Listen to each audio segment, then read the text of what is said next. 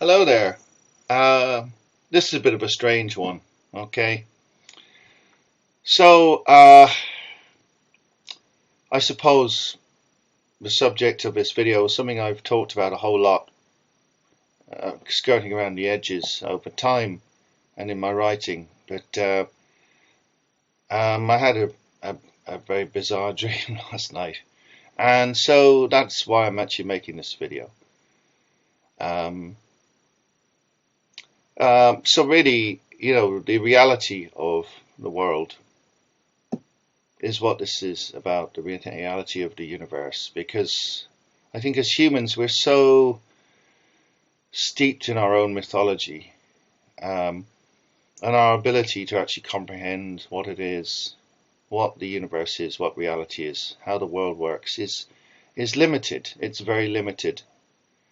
So we've constructed mythology to try to explain to ourselves and to future generations what what life is about, what the world is about, what the universe is, what the purpose of existence is. And in my understanding, I've come to realize, well, I can't say for absolutely anybody else, but from my perspective, that none of this is reality. None of the mythology is how it actually is. It's all just stories. It's all stories. I think we're actually mentally and emotionally, spiritually incapable of fully comprehending what the reality of the universe is, what God is, uh, in a way that we can actually express. I think we can experience both the God and the devil in the universe. We can feel a sense of what it is and what the universe is, what our part might be in it, but how do we describe that? How do we put that into words? It's impossible. I've had, I could say I've had encounters with what I believe is God, what I believe is the devil. But I could spend the rest of my life describing those to you, and I don't think I could convey it in a way that would actually make any sense to you, or that I could actually describe in words that I'd be entirely happy with myself. So I think that's why we've created stories, we've created metaphors, symbols for what is essentially so complex and yet at the same time incredibly simple, um, but impossible to convey in any real sense. So there's stories of the Bible, and in that story is mostly about 1800 years old at current time. And the Old Testament before it was only written down about 1000 BCE, so it's only about 3000 years old. It's nowhere near the oldest. The Hebrew language is based on the Phoenician language, which is older again. And of course, before that, you've got sort of various other languages like Akkadian, and you've got Egyptian. Even early Chinese is older, you know, than than Hebrew by a long way. So, people think that these worldviews, which are the biggest, are sort of the Judeo-Christian view and the Islamic view. I mean, Arabic is a very young language. So these sort of models of the universe and of the world that were created, one around 600 CE, and then just after that, so it was written down. Maybe it was written down by around 700, perhaps. And then the various strands that came together to form the Hebrew Bible. That's 3,000 years ago. That's all. But the universe, the world, humanity has existed way longer than that. And these stories, very similar stories, go way back. You have a creator, you have a devil, you have a world, you have an eternal struggle the duality of light and dark. And this represents good and evil, the power of the two principles of creation and destruction. So these are all just symbolism. That's all just human versions of an eternal story that plays out across the universe. So I could imagine that in other worlds, creatures have their versions, their stories of the creator and the destroyer, which we call, generally speaking, the god and the devil. In some cases here you have many gods. You have many gods of creation, many gods of destruction, or many good gods and one bad god. But really all of it's just anthropological nonsense, really. This is not the reality of the world. Jesus is a symbol. Jesus is the Logos. It represents the light, the power of the Creator. Whether you've got like three in one, like this Father, Son, and Holy Ghost, or whether you have one God, or whether you have, 100 gods that represent the light, the positive, it's irrelevant, really. It all represents divine principle. And whether you have like one devil or many devils, it all represents the opposite principle of the destroyer of the darkness.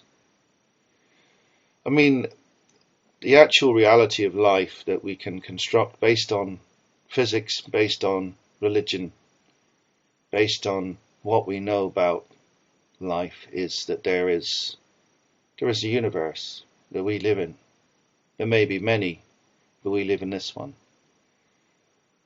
The world seems to have been created very late in this process. It's been around a while, but the universe is far, far older than this world that we live in. It appears to come from a single point of light that is like really so tiny that it doesn't even measure on the scale of things. It's incomprehensibly small. And out of this point of infinite density came the entire universe, exploded in a super rapid expansion of light and matter. And there's a strange relationship between light and matter, which we still don't fully understand. So this is the creation, and there is a destructive force in the world that disassembles life, disassembles everything. Stars form and they die, and they become just dead masses. And this process goes on, and we don't yet know, but we think that the universe will eventually cease, and it may begin again. It may collapse into itself and just begin again with another huge explosion of light. And the process will just repeat and repeat endlessly, probably. But we've constructed all these stories to try and make sense of this, something that is incomprehensible. The scale of the universe is so huge, it's unimaginable to human beings. Even our sun is unimaginable to us, but that in itself is so tiny compared to the largest of suns, it's just a speck. In different parts of the universe there are giant suns which make our sun look like not even a crumb. That's how tiny it is in comparison. So we've created these metaphors, we've created these ways of describing these two principles of light and dark. And there is one particular symbol I think encapsulates the universe very well, which is the Chinese, the Taoist yin-yang symbol. Because we need the light, obviously. Without the light there couldn't be any life, there would be nothing. There would be, I suppose there wouldn't even be a void. There would be no space, there would be time, there wouldn't even be nothingness. There would be just non-existence. But when you have space and time, you also have the darkness. The light exists surrounded by the darkness. So, in a funny kind of way, we need the opposite. Um, Death is part of life. Destruction is part of life. The two go hand in hand, and it's cyclical. So, although you could say it's a terrible thing that the principle of death, destruction, of evil exists, it is unfortunately a necessary part of the creation, part of existence. But I think there's a lot of confusion. There's people obviously who fall on one side or the other in their lives. Ultimately, if you worship the darkness, if you worship evil, then you are sort of antithetical to creation. Really, it is part of the universe we are in. But in order for life to exist, the Creator, the divine principle, must be stronger. Otherwise, life would die out altogether. So the light is always stronger than the darkness. That doesn't mean you can't embrace the darkness as a sort of a part of life, as a recognition of the shadow. It doesn't mean you have to become a worshipper of Satan or anything like that. It means that you just, in order to fully understand the world, you understand the darkness too, and understand that's an aspect of us that perhaps we need to control that. Perhaps in order for the creation to be perfected, we have to master that. It doesn't mean it can be eliminated. We cannot kill the devil. We cannot kill darkness. We cannot kill the principle of destruction. It will always be there forever. That doesn't mean we have to participate in that. We can choose to participate in creation and to be a positive force in life, to adhere to the principle of creation, of the light. And that's pretty much how I feel, that I wish to create. I wish to be a positive influence on the world around me and within my own life. I recognize that the darkness exists, but I don't wish to participate in unnecessary destruction. I certainly do not wish to participate in the principle of evil. But I think we're all faced with our own individual choice about that.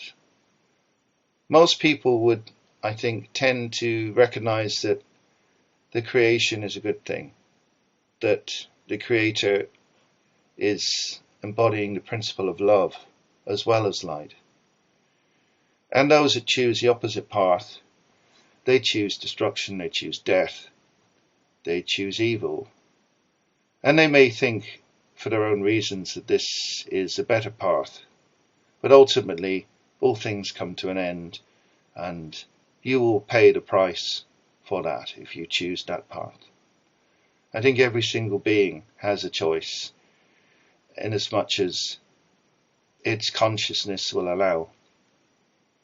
And maybe some creatures don't really have free will at all, and they just exist, and that's it. But I think higher creatures have the ability to comprehend good and bad and make these choices. And I think that's what our stories are about, is about that inner dialogue, that choice to choose good or to choose evil, to choose the light or the dark. And ultimately, I think, as we play our part in this creation, because we are all part of it, we have those choices. We have a choice whether to do good or to do bad. And every day is a new choice. And all that we have really is our legacy of what we have done in this world, in this life.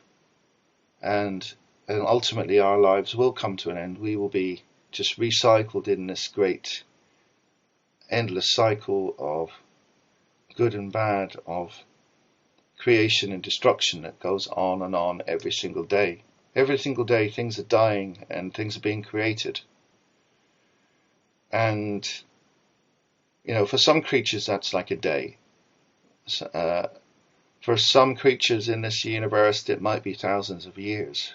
For us it's usually less than 100. So our perspective on these cycles, on this whole cycle of, the life of the universe, how long is that? How many trillions of years, perhaps? Incomprehensible. But I think on many levels it's the same thing. That's this idea of microcosm and macrocosm. And I think we are faced with the choice. What do we want? Do we want to be part of the creation? Do we want to be part of the positive flow of life? Or do we wish to be part of the opposite? Do we wish to be part of death and destruction? Obviously, those things are an endless flow that, like a river that runs, two rivers running in opposite directions, really, that interact with each other. Again, that reminds me of the yin-yang symbol again, where the light and the dark are forever connected in a sort of circle that you could imagine it turning. As the universe turns, the world turns. And you'll notice there's a little bit of the black in the white and a little bit of the white in the black. Maybe that's what gives us an understanding of what it is to be human, what it is to be alive, what it is to be part of the universe. But at trying to communicate all these ideas, the nature of reality is near enough impossible. And that's maybe why we've created all these different stories across the world. Of course, there's less stories now than there used to be because, largely Christianity and Islam has annihilated many of these stories and these beliefs, these other parts, these other ways of interpreting the creation. And maybe that's just the unfolding of time, the unfolding of the human story is that these things have disappeared. But ultimately, I think these myths, these ideas, all point to the same place, that we are part of this creation and we are also accountable, that what we choose to do will reflect on our eternal souls, and what happens to us after this life is in fact affected by what we do in this life. So I would urge everybody to reflect on this, and ultimately I'd urge everyone to choose the path of creation, the path of light, over the path of death and destruction. Because where can that lead you ultimately? Yeah, nowhere good if you choose that path. In fact, all I think you will do is experience more pain and have to keep returning in one form or another until you understand that the light of necessity must be stronger. It has to be. Otherwise, all life would cease. So, I could go on forever about this, but I'm not going to. But maybe we should be less judgmental about different paths, different religions, and ultimately see that our human stories are imperfect, that they're trying to express something that is incredibly difficult to express. But at the core of it is a very simple paradigm between love and destruction, life and death, light and dark, and the power of the creation and the power of destruction. That's basically what these two powers are that coexist. and probably have always had to coexist in order for life to prosper. And that's our choices, basically.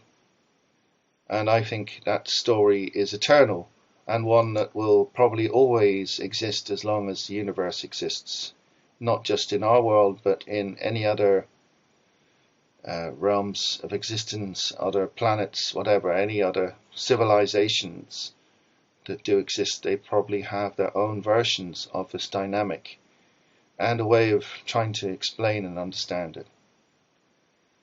So that's all I've got to say. Really, we have to make those choices. Everyone has to make their own choice about what they believe and what they think is right. No one else can make those choices for you. You know, no matter what dogma you've listened to, what you've been brought up with, what you think you should believe, ultimately we still as individuals have to make that choice for ourselves. So that's it. I'm going to stop rambling on for now. I hope this made sense. Please leave a comment if you like, and feel free to subscribe and give a like. Thanks for listening. Bye for now.